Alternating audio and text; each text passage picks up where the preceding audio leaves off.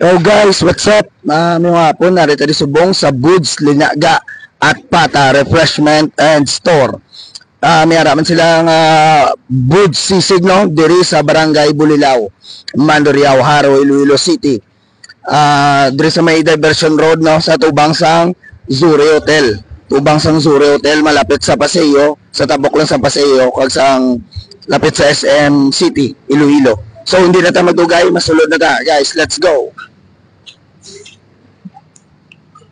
So, regali si ma'am, no? Ang co-owner sang Boods, Linaga at Pata. Ay, ma'am, yung po, ano pangalan mo yung mama? Ani Torio. Si Mama Ani, no? So, ano kayo yung mga ginaserve nyo di subong, ma'am, na mga pagkaon? Ang ginaserve na mo di, nilaga, unod, halo, barang variety na siya, pata. Pata. Dali, ari man ang price list, no? Oo, mo yung price list. Tapos meron mga short order. Like sa mga dinuguan? Oo, meron minudo, mga sari-sari man na. Mga adlaw bala adobo, mga manok na adobo, mga...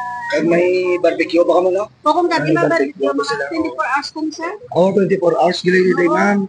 So hindi na tayo guys mamangkot kung oras sila bukas gagasarado kay 24/7 open ang Boods, Linaga at Pata Refreshment para sa mga customers na nagabalik-balik gid kay tungod nga manamit ang ila produkto.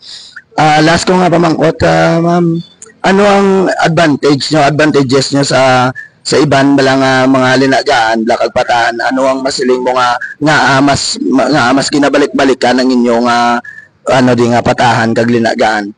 I believe nga mo niya pintagit sa iban nga tungod fresh amo pero may may sekreto ka kanami tapos affordable ang price amo na ang kinalain. Tapos ang inyong serving dita damo pa no? Damo di pa gid ang customer balik-balik sa damo amo kami mag-serve. Damo gyud man di ka balik-balik guys no, biskan ako gakadto gyud di magkaon so kapin ko mga kagaon bala. So amo lang na ma'am, salamat.